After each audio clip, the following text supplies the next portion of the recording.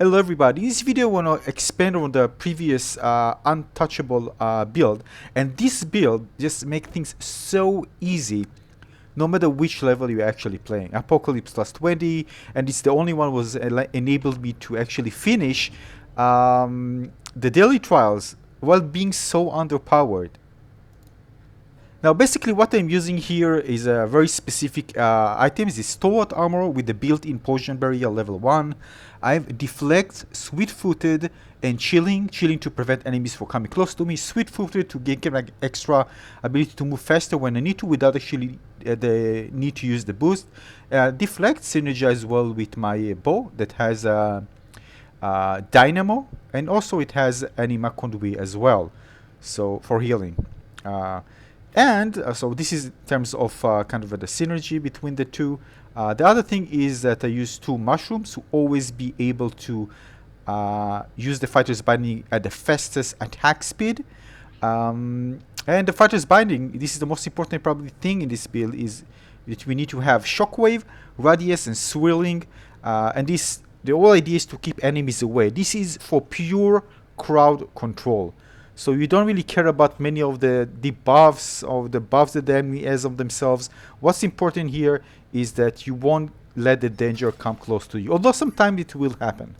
So again, it's all about crowd control. This is a hybrid build because it allows you to reach enemies far, which is great. As you can see here, the reach of the shockwave hitting enemies far away. If they get closer, they get hit much harder because then they go into the secondary circle, which is the swirling, and if they get closer further to your melee range, they're gonna get hit from your melee attack as well. So both melee, shockwave, and swirling, and you're also gonna radiant, so you're can also sustain damage if in case you're gonna find yourself in a situation where many enemies comes close to you.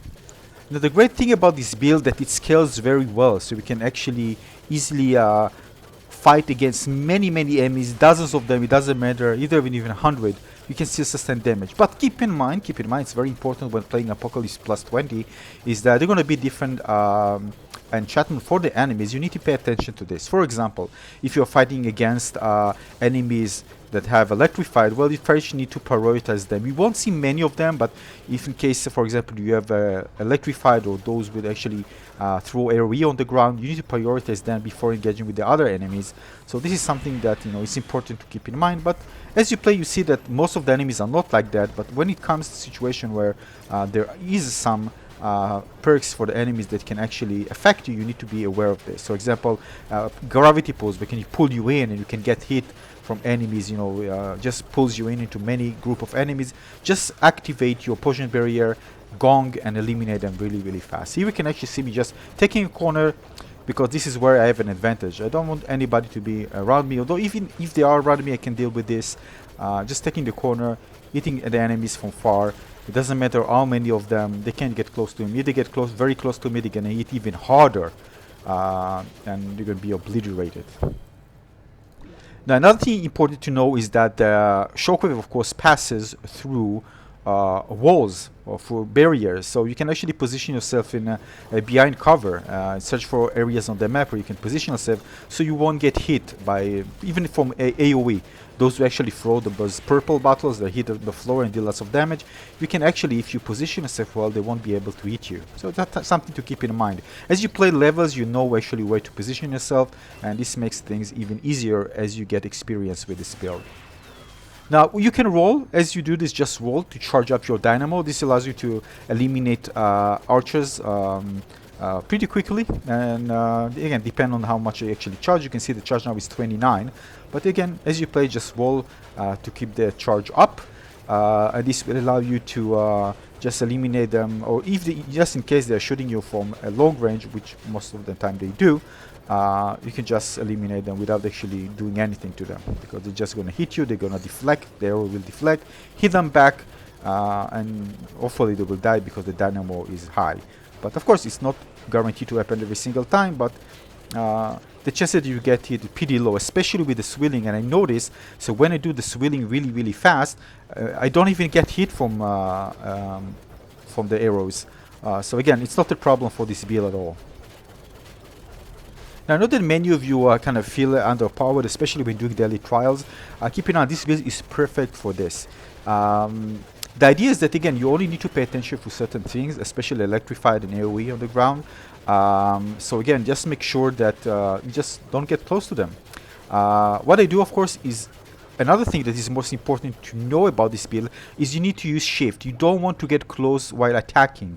You want to use shift so it will hold you in place and you'll be able to continue attacking. What you do is here, placing shift, and then you see the attack. I don't move forward when I'm attacking. Allows me to stay in place. And there's a chilling also, so enemies move closer. And even if they get very close, still the chilling takes effect, and their attack speed is reduced. And because their attack speed is reduced, the damage is reduced, and you know. So really, you have really great protection here, especially when you deal in a situation where there are many enemies and some of them actually get close to you. Now, if you play, for example, any of the daily trials, you know that when you get hit, especially if you were around 160, you're gonna get hit very, very hard. If I get even by a little enemy, I can get like a third of my health just gone. So it's very easy to kill me, even if I'm 1v60 and doing 1v16 8 power, recommended power. So keep this in mind. But with this build, well, I don't need to worry about things. The only thing I need to worry about keeping an eye on electrified AoE on the ground and positioning myself and kind of managing my cooldowns. But again, it's very easy because as you see, I'm just alternating between the mushrooms. You see on the left side, you see 2, 1, it's gone, and I'm activating the other one. Just make sure that you just manage this well. It's not hard, of course. Just from time to time, keep an eye on the left side, and it's very easy. You don't even need to look what's happening on the scene. You just need to, you know, kind of attack, and that's it. Everything is. It feels like an automatic mode, auto mode here, but again, it's very, very easy to manage. So it's a very easy build, and you see it's really fun to use as well. It feels like you know, those top-down shooters when you just go and just shoot things around. Just feel like that. Although you're not mobile when you are attacking. So if you're searching for a great build that allows you to really easily do any of the Apocalypse plus 20 and the daily trials, if you're above 160, you will be just fine. Of course, as you get you progress and you get better gear, this is just going to be like, you're going to be so overpowered. Now I'm actually I know 160. This is by the way, Apocalypse plus 20. But even if I do the daily trials, I'll be able to survive quite easily. Just need to pay attention more because I can really kind of make big mistakes.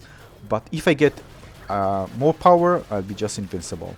So this is it for this build. I hope you enjoyed this one. If you have any question, let me know in the comment section below. Before I leave, I just want to leave you with so you can see again how this build, the item for this build, the gear, stored armor. This is, by the way, not the one I'm using here. Just one I'm going to show you. So first of all, Fighter's Binding, Shockwave, Radiance, and Swilling. Most important. By the way, with the armor you can change, but this is what I use. Stored armor, Deflect, Sweet-Footed, and Chilling.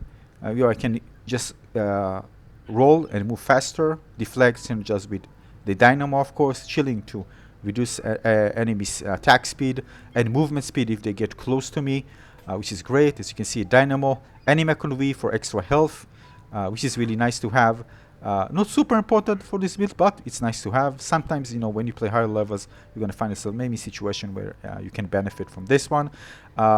Stalwart armor, as you can see, and 2 mushrooms and a gong. Yeah, so 2 mushrooms, just alternate between the 2. Use the gong when you need to. Sometimes versus bosses, versus big enemies. If you just want to eliminate AoE dealing enemies really, really quickly, you can do so as well.